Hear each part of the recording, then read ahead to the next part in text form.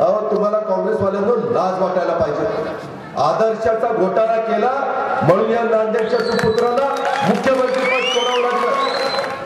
त्यांनी चुकीच्या पद्धतीनं स्वतःच्या मेवणीला आणखी नातेवाईकांना फ्लॅट दिले.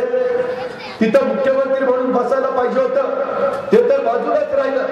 नको त्या गोष्टी केल्या आणि त्यांना ते महत्वाचं पद सोडावं लागलं. उलट हे आमच्यावर टीका करतात. अशोकराव चव्हाण आपल्याला महाराष्ट्राच्या मंत्रिमंडळामध्ये पहिल्यांदा राज्यमंत्री म्हणून कुणी घेतलं?